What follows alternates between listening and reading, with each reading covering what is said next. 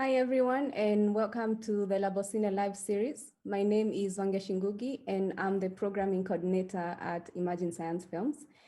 Imagine Science Films is a science film festival that is committed to promoting a high-level dialogue between scientists and filmmakers through our annual film festivals, now going into our 13th year. We also host satellite events worldwide, and this has allowed Imagine Science to become a major venue for the release of new and experimental works bridging the worlds of science and film. I'm very excited to engage film director Miguel Llanso in a conversation about his debut feature film, CRUMBS. CRUMBS is a post-apocalyptic film set in Ethiopia and is available to stream today, October 1st on labocine.com. Before we get into our conversation, I would like to share a brief background on our guest. A big fan of experimental punk, weird music and films, Miguel Llanso studied philosophy and cinema before leaving on his many adventures, like French filmmaker Jean Rook. For him, filmmaking is friendship, risk, provocation, subversion, and freedom. His films have been shown at over 100 film festivals worldwide, including International Film Festival Rotterdam, Locarno, and Sundance. Welcome, Miguel. We're happy to have you on this session. Hello. Can you see me? Yes. Yes, here I am, here, popping up. Thank you so much, Wangechi. Welcome. We're very happy to have you on this session. CRUMBS is one of my favorite African post-apocalyptic films. So it's so wonderful to be able to engage with you about your process, both creative and production-wise for this film. And to our audience who are joining us on this live series, you can post your questions to Miguel in the comment section below. And to start off my first question, I would like to play CRUMBS' new trailer. So we'll cue in the new trailer. የቦሊንግ ማሽኑ ግን ማንም ሳይነካው መስራቱ ግራ የሚያጋባ ነገር ነው። የሆነ ትልቅ የስበት ኃይል እኮ ወደሱ የተነጣጠረ ነገር ነው የሚመስለው። ምናልባት የሆነ ሰው መልእክት እየላከልን ቢሆንስ?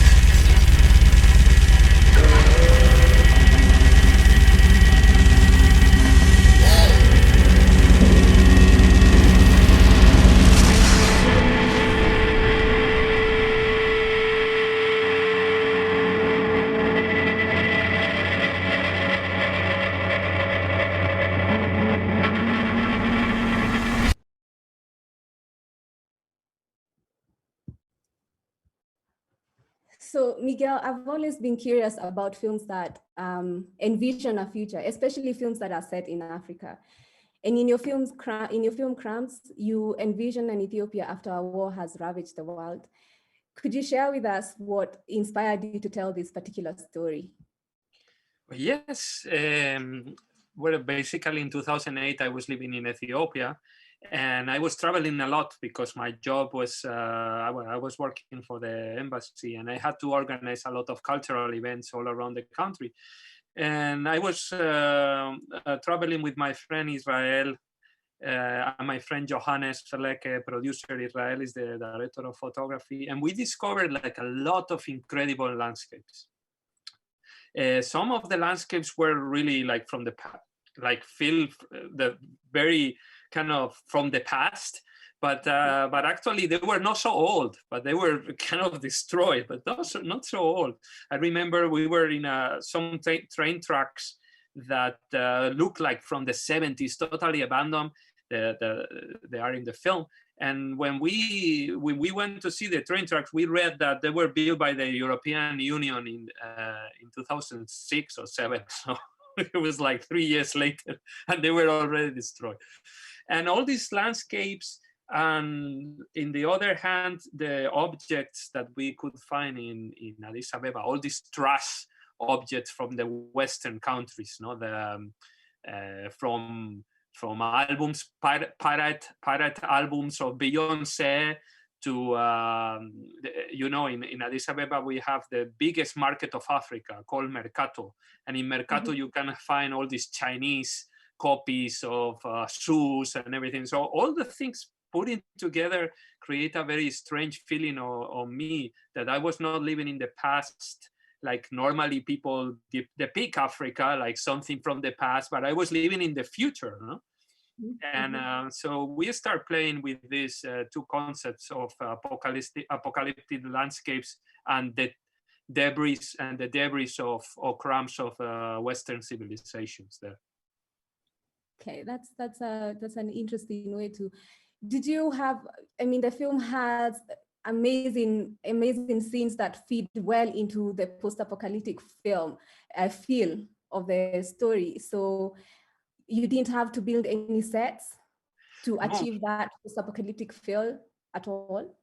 We didn't have to build any set. Everything was there. And actually there were very beautiful places that I discovered during my years of living in Ethiopia. I remember the old bowling. The old bowling club was still working when I arrived in 2008 in Addis Ababa. And one of the most incredible things was that when you were throwing a ball, you were waiting for the machine to put the pins back again, right? But there was not a machine. There was kind of a human arm coming, and it was like, so we were really fascinated. Like we discovered that there is a guy there inside the cage, like putting the pins back. And so all the places, the place doesn't exist anymore. Thank God we got to film it. But all these places were really magic. You couldn't tell they were from the 60s or from the 70s or even from the 20s, you know. So the same as in the film, it was kind of a known time places that also suggest another possible future, right? Because in the 60s in Addis Ababa, maybe it happened the same in Nairobi where you are based. There were so many places that were dedicated for the people to meet and have a coffee. Like in Addis Ababa, we have the Guion Hotel, you know, with this vibe, 60s vibe that you can spend the whole afternoon in a swimming pool. Like it was not luxurious at all, just a random swimming pool with a garden and spending the whole afternoon. And it was kind of pointing at a certain future because that places have disappeared. Now we have a lot of malls and commercial centers, and there are no these magical places. They are not there anymore. So yes, the places were a very big inspiration for me. That's wonderful. So what is your relationship to Ethiopia? I mean, why did you choose to set the story there? Had you been to Ethiopia before you started working for the embassy, or did your inspiration to do the film in this particular country, Ethiopia, happen within that short period when you were working there? Yes, actually, I met a friend, Daniel Tayeworku. He's an Ethiopian filmmaker, and in Spain there is a film festival called Tarifa African Film Festival. So in 2006 we met there, and I didn't think I was going to go to Africa, even though I was studying African studies, and I was very interested in knowing what's happening. And I was reading things which were far from the normal kind of stereotype of Africa. And so I told Daniel, like, look, I'm gonna go there, you know, and say, okay, just send me an email when you come. So then for these chances of life, I found this job at the embassy. They asked me, like, do you want to go to New York? And I said, no, I want to go to Ethiopia, Addis Ababa. I said, really? Yeah. It's much fun than New York. And then, so yes, I went there, and I sent him an email, but he was not using that account anymore. So finally we met randomly in a supermarket in Addis Ababa. And it happened that we were neighbors, and I started going there for dinner one day, another day, another day, and finally I end up the 3 years that I lived there having dinner with him, and he eventually, with his wife Meseret, became my producers.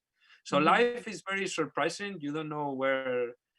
So I didn't have like a strong reason that that I should go to Ethiopia, but one thing took me to the next one, and I end up making a lot of friends there, which I think is the key of the films that we make, like friendship.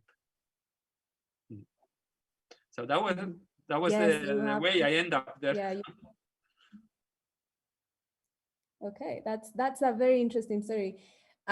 So I have to ask you, as a Spanish film director, how are you able to straddle between these two cultures to be able to tell this story? You know, your Spanish beliefs and cultural practices, and then there's what Ethiopian cultural beliefs. How are you able to straddle those two cultures to be able to work together with a team and tell this story? Well, I feel that I never belonged really much to the Spanish culture, because I don't know what is the Spanish culture, and so I belong more to I would say underground movement, because I grew up listening to punk music and underground music. So I think that connect me to certain people around the world. So when I went to Ethiopia, I was connected to these people, not that they seem into art. I think the art community is more important to me than the nationality community. So, and then I didn't want to make an Ethiopian film or a film that reflects on Ethiopia. I wanted to make a film that reflects on globalization and reflects on how globalization is affecting the world, the way we export culture, the way we export objects, and the way sometimes happens that in Ethiopia there is this culture of recycling and remaining. And it happened, for instance, in a film industry that I love, which is Wakaliwood, there from Uganda, your neighbors. And they have the Wakaliwood. It's amazing, no? Because they have all these Hollywood films that with Arnold Schwarzenegger and Bud Spencer, but they made a total recycling, which is much better than the original. No, sometimes copies are better than the original, and this is happening very much in Ethiopia. That the creativity of recycling makes awesome and amazing things. So I wanted to reflect a little bit more on that creative process, globalization, rather than national cultures, if I can tell you that way. Yes, globalization is the way to go. So the language is in Amharic. Was that a decision you made while you were writing the story, or was it something that you decided to do when now you started filming? I wanted to, because I wanted the actors to be natural, to be themselves in this case, because even if the film is very crazy, I wanted to have very human relations based on empathic and human relations. So I decided to shoot it in Amharic, even though I speak no Amharic or very few Amharic. Back in time, I was speaking a little bit more. Now I started to forget totally. But yes, since I work with my friend Johannes Feleke and Meseret Argao, I was having them on set all the time for better communicating with the actors. Actually, all the films that I shot, the future films, they are not in my language. And I like the fact that I'm not shooting in my language, because the way I work is a little bit more universal. If I have to understand just the tone of the voice, and I have to understand the face, and it becomes more like a common language that the spoken language itself. So yeah. That's amazing to hear, because sometimes, so there is a possibility for you to be able to understand what someone is saying, even if you don't really understand the language. Yeah, I mean, I can understand if he or she is saying it truthfully, or the truth of it, or even if I don't understand the language, I can understand if the person is being natural, if the person is, especially if I have written the piece and I know the intentions behind and what is the actor going. I don't need to understand the text. So it's good that somebody tells me like, okay, they say the lines right. So they say it right because it look really like good and really natural, and I have just to check that everything is okay, Yeah. Okay, so jumping into my next question, we're going to cue in a clip that is going to lead us into our next question.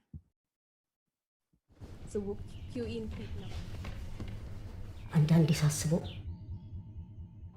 ምናልባት አንቺ ወይኔ ጠንካራ አይደለሁም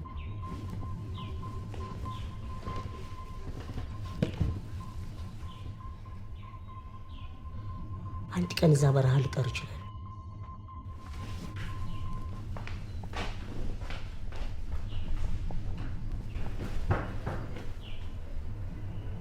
ቢራቢራ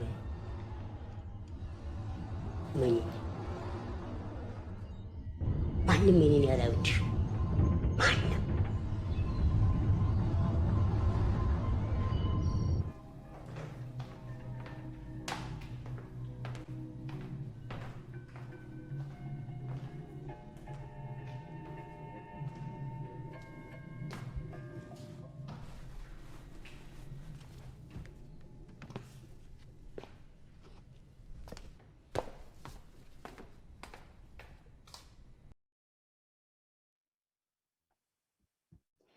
Okay, so Miguel, the story of CRUMBS is centered around this spaceship that has been hovering in the Ethiopian sky for quite some time.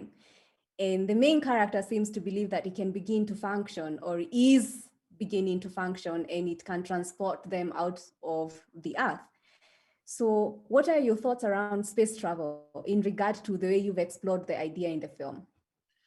Well, for me, space travel, and I think in the film, the spaceship is basically represents a certain hope and adventure.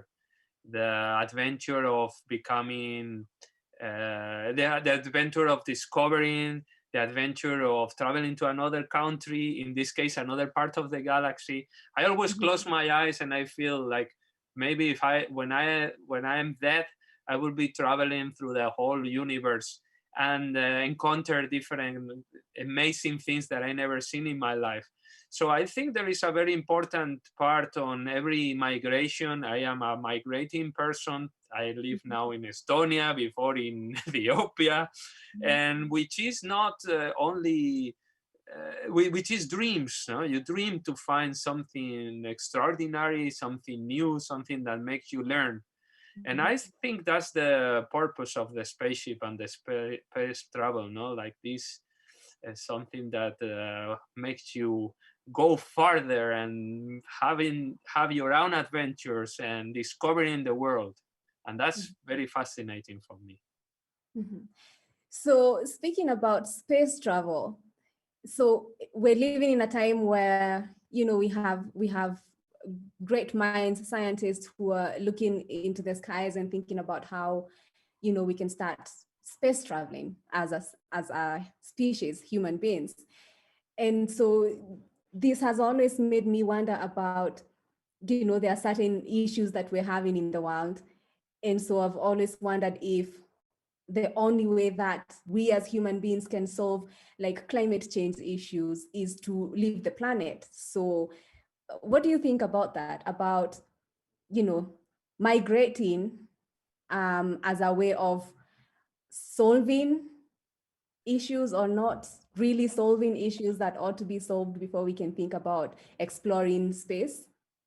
Yeah, there's a classical discussion of how are we gonna conquer the universe if we are not able to, sit down with our neighbor and and you can see how is the political situation all around. It looks the opposite, no? It looks like we going more animalistic in the worst terms, because animals are much more sociable, and so we are in. And it's a pity, but maybe through space traveling, we could have a common project that make us come all together in something that make us dream. So sometimes it's not a question of the way we. I mean, it's a question of having a common dream that put us work for a reason, no? And that common dream sometimes is very symbolic. And I think finding the symbolic aspect of climate, how to fight climate change, is very important, no? Because sometimes the science, I love to read about science, divulgative science and everything, but sometimes it means the epicity of the films, no? And finally we create these narratives that need to have a hero, need to have a dream, and I think will be a good way to tackle the big problems that we are facing now in a globalized time, as globalization, political crisis, democratic crisis, no? And so, yes, why not? Why not? A space trip could be a good opportunity to dream together. Yeah. Okay. So we're going to cue in our clip number 3, so that we can speak about the next question about the film.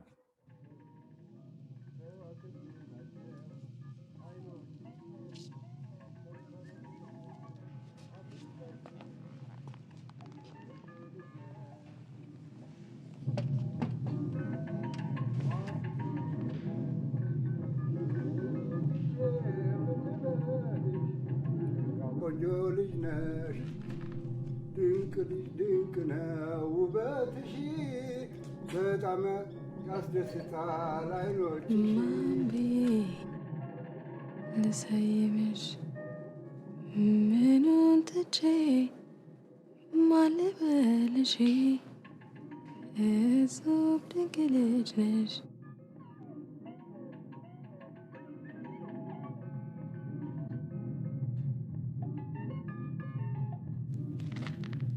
ማነሽ አንቺ የት ነው ያለሽው ሚኑ ቦኔ ወደ እኔ ቀረብ በይ የገና አባት ምኞትሽን ያሳካልሻል አረ ቀረብ በይ የገና አባት ምኞትሽን ያሳካልሻል ባህል መሆን አለበት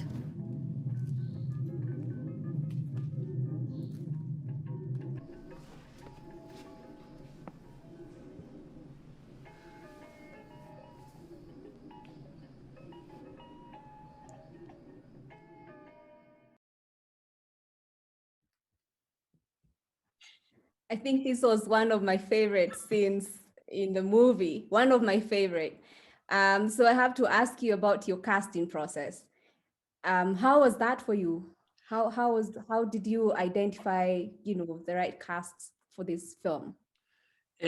I like to work sometimes with professional actors and with amateur actors. And I like amateur actors because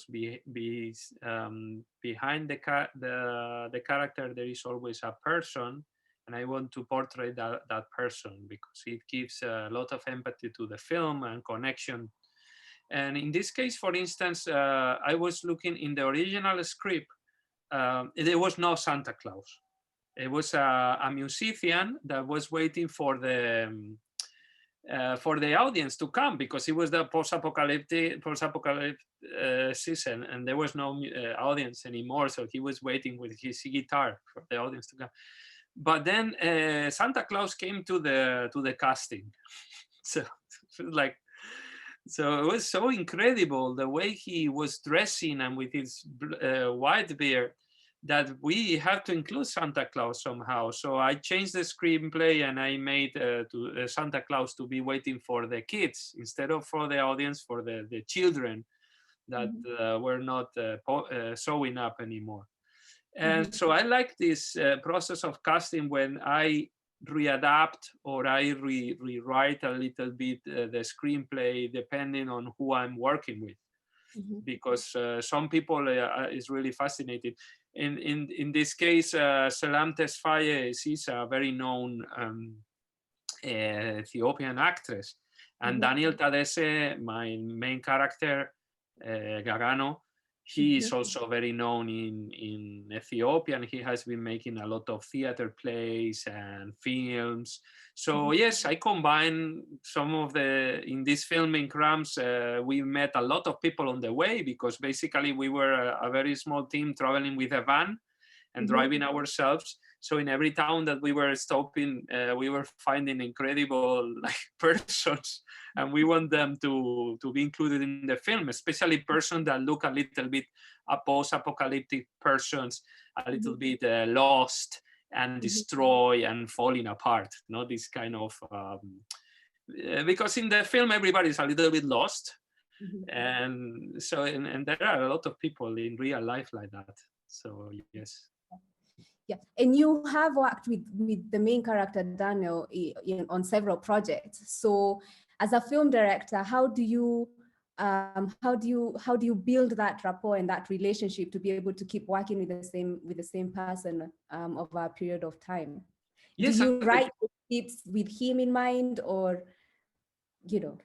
how yes, do you go? I write with him in mind. My last projects, I met him by chance. And in a national theater, but he was playing in the films of my friend Johannes Verlecke. And then he played in our first short film that we made together called Where Is My Dog?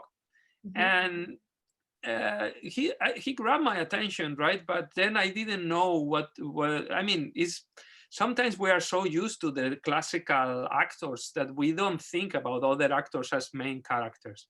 But then suddenly, this idea of having Daniel as a main character started kind of eating me inside, and also my friend Israel. We were doing the film together, Chigerale. And yes, and Daniel Gagano started to kind of occupy more and more space on my mind, because I started to know him more, because he's so special and so empathic and so weak, but so brave at the same time, that he represents, that I realized later on that he represents the type of person that I am, sometimes insecure, try to be kind, try to be brave, sometimes lost.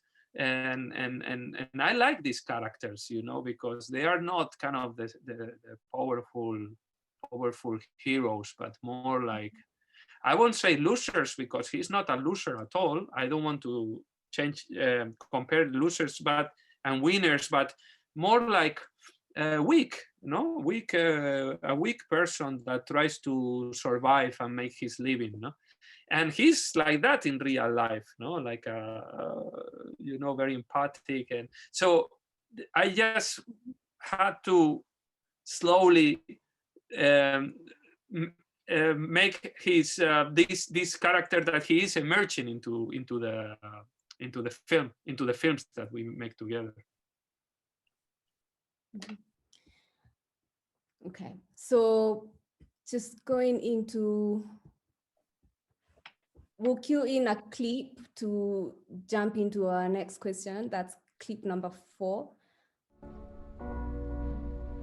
የማክስ ብረት ጎራዴ በተፈለሰፈበት ወቅት በጣም ይከበር ነበር። 490 ሺህ ብቻ ነበር የተመረተው። የሙሊጋን አርበኞች ጠላቶቻቸውን ለማስፈራራት ይጠቀሙበት ነበር።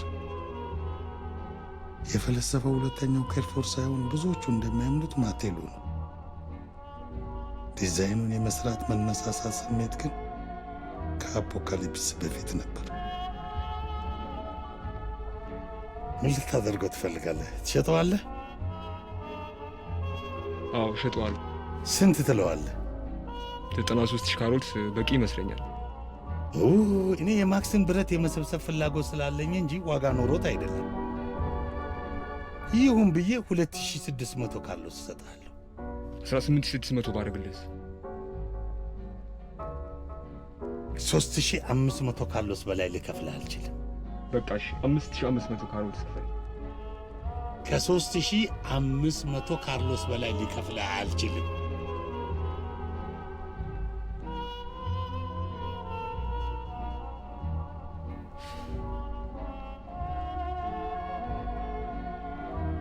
ምን አማራጭ አለኝ?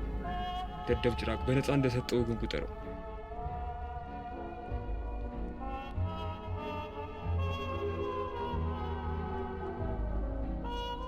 ሁሉን እናዘጋጃ።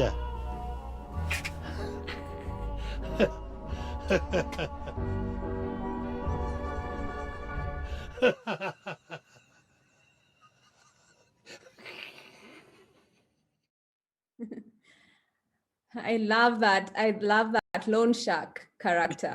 He is completely in character. So Miguel, it's so curious that items that shape culture today are present in CRUMBS, which is a film that envisions like a future, and there's still value that is placed on these items. What are your thoughts around the value placed in cultural artifacts and art in regard to shaping society? Well, the thing that in the post-apocalypse we're gonna find these stupid objects that normally cost $1 or $2 really attract me, because I think most of the objects are give the value based on the symbolic use or on the use, you know. And Ninja Turtle is, well, a toy that our daughter or sons play with, but in the future, when we don't have any reference, when we don't have all the memories lost, you have to give a new value. And then it's when the fetish comes, right? Because I don't know, an album of Michael Jackson could be something super important and something magical and something. So what I want to reflect is about the real value of the things, and the real value doesn't exist because we give that value.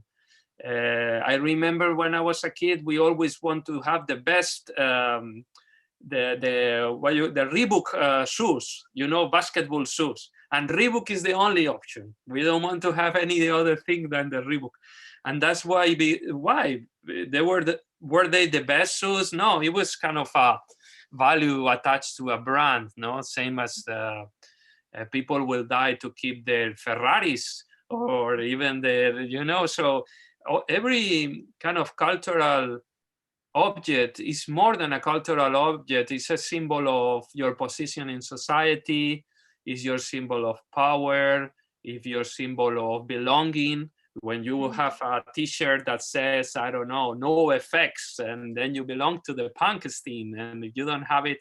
So I wanted to reflect what happened when all these values are totally messed up and lost and totally mixed, and you have to rebuild it, no? And that's a little bit of how I construct the transgression, right? A little bit. So and I think constructing this transgression, maybe we can reflect if the objects that we have around are meaningful, or in the moment that we reflect about them, they become meaningless, right? Our car, our house, our everything, no? Like, what is important in life, no? When we take all this metaphorical meaning in the objects that surround us. That was more or less the... What I loved about that scene is I love the loan shark character, and I also feel sadness for the person who's trying to sell him this item, because what comes to mind is how, you know, artists have to sell their work, right? And so at the end of the day, they have to sell their work at a value that has been, you know, dictated and negotiated by this other person. So how do you think that shapes society, because art and artists and like film and artwork, when we produce artwork, it shapes society in itself, because we're telling these stories about this world that we're living in. So when we start placing value on them, how does that shape us as a society? Actually, recently I was watching a documentary on Banksy, and yes, you see in general the prices of the art in the world markets and everything, which is totally random, no? I mean, why a painting cost $2 and another painting cost 3 million? It's totally absurd that a painting costs 3 million. At least that there is a speculative value added to that, you know, that. So at the end, basically the same as in the film, the art dealers or the loan sharks, they don't give a shit about our art. What they want to give a shit is about the possible value that it acquires in the future or in the market. But art is not made for that. It's not made for a speculative value. It's made to change society, to make you reflect, to make you think, to feel beauty, and to feel freedom. And so this is something that probably all the merchants and the dealers, they don't understand, no? Because for them, everything is like, how do I make more money? But paper and money at the end, it don't have any meaning, no? I mean, they will, and that's also happened in the film, that at the end he gets, well, I'm not gonna be a spoiler, no? But I mean, the loan sharks deserves a bad ending, no? Like, because he leaves the planet with such a load of objects and such a load of speculation that he has to explode in his own shit, you know. If I can tell. Okay, so just before we get to our last question, there's a part where when the characters discover that the bowling machine has begun to work, they assume that it's because the spaceship will begin to function and they can board it and travel. So that has to do a lot with technology, right? Science and technology. For you to be able to travel, you know, to travel to space, you have to be able to engage science and technology. At the same time, the character has to go and visit a witch doctor who is supposedly supposed to know about the future. So what do you think the relationship is between what we can see, what we can prove, what we can understand, which is science-based and technology, and then there's this other aspect of the things that we can understand as human beings? Well, it's a very interesting question, especially in the moment that we are living, where there is the superstition is coming back very strongly, especially QAnon, all these flat earthers and everything, right? I mean, we guess that it was going to disappear in the 21st century, but it's coming back. And in the film, the same. In the film, basically the spaceship creates kind of a magnetic field that makes the bowling work, connects spaces, because through the bowling machine, you can see other space in another part of that world. So it kind of creates a strange magnetic field that crook or makes it. But yes, it's a big discussion, no? The relation between magic thinking and science, right? 3 years or 4 years ago, I will try to balance both, but now I'm so fed up of this new cheap magic that is coming all around with all these conspiracy theories, and that I really hope that the primary school books on chemistry will be the new Bibles, no? Because it's so terrible. But yes, I think as we know, in many traditions and in Africa and many storytellings, I think at the base of everything, of the magic, thinking and on the base of science, there is philosophy. There is some fundamental knowledge that can be transmitted through generations, that is not a complete truth, but it's a truth that you have to reflect on.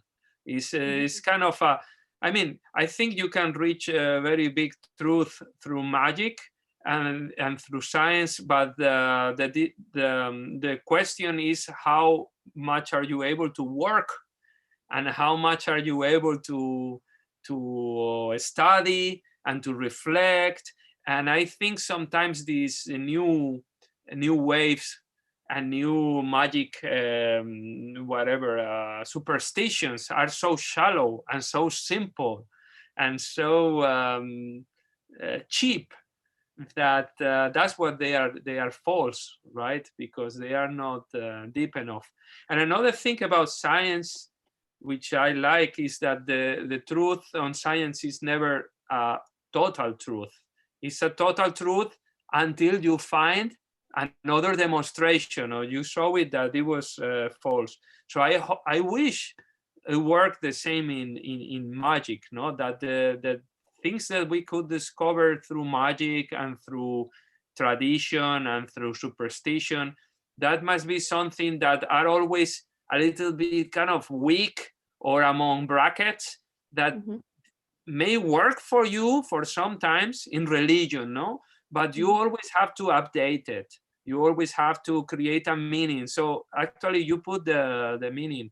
I was the other day watching a very interesting program on astrology. And I'm not very fan of astrology, but the astrologist says something very, very interesting. He said, like, look, all these cards of astrology, they don't tell you what to do and who you are, but they are kind of an input for you to think, to reflect on your own life, you know? So you see this, all the astrology, and then you start thinking, maybe I'm this way, or I'm this way. So I think it's wonderful. Every art, if it's an art to make you reflect, to make you go in deeper into poetry, to make you, it's wonderful, because I think self-discovery and knowledge is a beautiful activity to do. But we shouldn't take the truth as an absolute truth, never ever. We have to be open to understand that every field of knowledge has its own very specific truth. Okay, so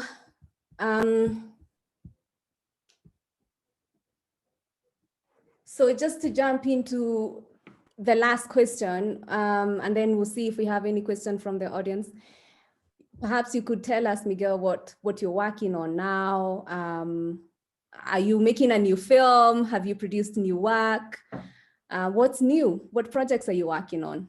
Well, now I'm distributing this film that I have in the background, which is called Jesus Shows You the Way to the Highway, which is a political satire on the world that we are living. It's also a science fiction. It's half of the film is shot in Ethiopia, and we are distributing the film through Arrow Films, and it's going very well, even in the Corona times, because we have a lot of festivals and a Blu-ray is produced. And so I'm very happy with that. It also reflects about globalization, in this case, more about the person in the middle of conspiracy theories and things that we cannot understand. It goes more into that direction. And yes, I'm preparing a new film for the next summer, but it's gonna be, I'm gonna be far away from Africa this time. It's gonna be in Estonia. It's a little bit of a pity, because I always like to Ethiopia. I was, as I told you before, Wangechi, I was also in Nairobi, in Kenya several times.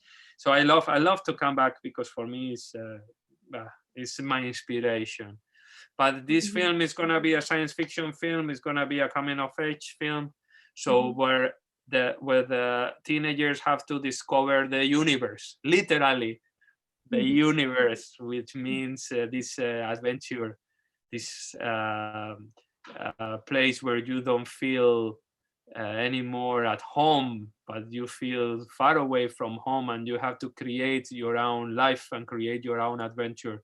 So this is, I hope it's going to happen next summer. Mhm. How are you navigating your career in, during this COVID-19 as a filmmaker? How are you navigating around being able to still do your projects? Yeah, it was a little bit of a pity because I was traveling a lot to festivals, and the good thing about traveling to festivals is you meet so wonderful people and have very interesting conversations. And also I was able to watch a lot of films. Mhm. Because when I go to festivals, the best thing after you do your Q&A is that you can watch films that other people have done, and then it's a big inspiration. Mhm. And now, well, everything becomes like Zoom, as you can see, Mhm. and that's a little bit of sad because the experience is not the same. Mhm. And so we feel all, but I think we feel all trapped in this virtual world that we want to escape from. And it's also, I feel like it's also helping artists, become even more creative. So they're finding more innovative ways of still being able to produce work. How are you tapping into the internet to, push your work out into the audience, like to the audience, because a lot of filmmakers now are using digital platforms to, share their work. Yes, unfortunately, for instance, with Arrow Films, we plan to release film theatrically, even if it was a small theatrical release, but unfortunately it was not possible because it was going to happen next year. And so finally, yes, there are a lot of distribution companies moving online. And in our case, we are distributing through the Arrow channel, Amazon, iTunes, and Spamflix. But I don't think, okay, the results are not the same because it's good face to face. Also, the platforms like Netflix, they tend to have a very cheap kind of rates. You pay maybe €5 a month, and you can watch 1 trillion films. And this is very good as an audience. I liked it when I am the guy who pays, but as a filmmaker, it's very bad because imagine how much we get like from that subscription VOD. So yes, it's been kind of a tough transition. But for instance, in the case of Arrow, I'm very happy that they are able to create community. Because it's a distribution company that is based on genre films, horror, cult films. So they have a very beautiful community around it that through Facebook, Twitter, and the beautiful Blu-rays they produce. So yes, somehow I receive a lot of emails, we have been doing a lot of Q&As, and yes, I still think the real world is more beautiful, but at least, being able to create this online communities is nice as well. Yeah. Okay. So last question, maybe you could talk to us about funding as a filmmaker. Do you produce or work independently? And if you do, how do you source funding to bring your story to life? Yes, unfortunately, our films are very strange for film funding, for film funds, for public funds. So we have always to create very unorthodox strategies to finance the films. In the case, for instance, of CRUMBS, was produced by my friend Sergio. We know each other since we are 6 years old. And ourselves, in my friend Daniela Messi in Tallinn, in Addis Abeba, and ourselves, Israel, Johannes, Kino. So I would say that in my case, love for film and friendship moves mountains, right? Because we work many times like with no budget, but once you start shooting, for instance, a trailer of your film before the film is done, you start attracting a lot of freaks all over the world that want to participate. For instance, in the case of Jesus Shows You the Way to the Highway, we made a crowdfunding, and we made a teaser, a trailer, and we saw it in the platforms. And I remember my friend Paddy Eason, that works for Hollywood films, doing visual effects for Mission Impossible or Harry Potter. And he said, like, look, Miguel, I saw your trailer, and I don't know, do you need some help? I will only ask you for 2 million euros, or if the film is super fun. And I say, well, I have 2 million euros for you. I always say the same anecdote. So he say, okay, I will do it on my weekends. So basically, these kind of jokes end up on people working with us, and I think it's the only way, because I think film fans are very anchored on success stories. They are very anchored on what was the last film that won in Cannes. I want to make exactly the same film. And I think art and creativity go always one step ahead. And for good or for bad, maybe we do a monstrosity that nobody wants to see, but you try to make the next Cannes film, you're gonna fail for sure. You have to be focused on making films that are free, films that make you have new friends, films that inspire people, and then maybe you go to Cannes or you go to hell. Doesn't matter, no? But I think on the way, the snowball starts to roll, and the people start to be involved more and more. And this is the way we have produced the films. Really, without, from a medium class family. I never had a penny in my life. I mean, I'm not poor, but I'm not, I pay my apartment and that's it. So I'm not a rich person, but somehow I have enthusiasm, and my friends have a lot of enthusiasm. Israel, Kino, and Sergio, Gagano, Johannes, Daniel, Messi. So all these friends, we have been kind of, like making a kind of a snowball bigger and bigger and bigger and bigger. And so people dismiss sometimes the power of this enthusiasm. And I think it's very important. A good support system for all the filmmakers. Yes, in Africa, family and friends is the biggest support system. Yes. So I took it for me. What can I say? Okay, so thank you so much, Miguel, for speaking with us and for making CRUMBS. It's such an incredible film. I've watched it several times, so thank you for making that beautiful film and sharing it with us. And so for everyone who's been able to join us, thank you. You can stream CRUMBS on labocine.com starting today, October 1st, for 24 hours. So make sure you go to labocine.com and watch the film there. And Miguel, maybe you can share with us where we can find, more of your work. If people want to learn about what you're working on next, maybe they want to support your next project. Where can we find you on the digital platforms? Yes, we have basically our Facebook, which is CRUMBS, the film, the movie. Then we post about CRUMBS and about Jesus Shows You the Way to the Highway. We have also our Facebook and Instagram. And basically now Arrow released a double Blu-ray with CRUMBS and Jesus Shows You the Way to the Highway, so you can purchase it.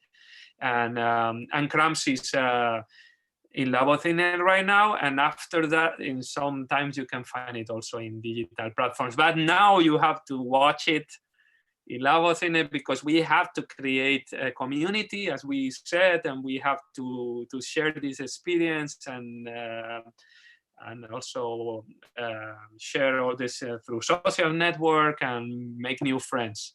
And of course, you can add me on Facebook if you are interested in and you want to share your films with me and everything that you want. Okay, amazing. Thank you so much, Miguel, for making time to join us, and for everybody who was able to join us on this episode of Labocine live series. Remember, Imagine Science Film Festival, we're going to be doing our 13th annual festival 14 days from today, and you can book and RSVP your tickets on imaginescience.org. So we'll see you all on our next episode on Labocine Live series. Thank you and goodbye. All the best with the rest of your projects, Miguel. Thank you so much, Wangechi, and thank you so much to all the organization, Atilio and Alessi, everyone there, because you are really big supporters and you are doing something amazing. Thank you.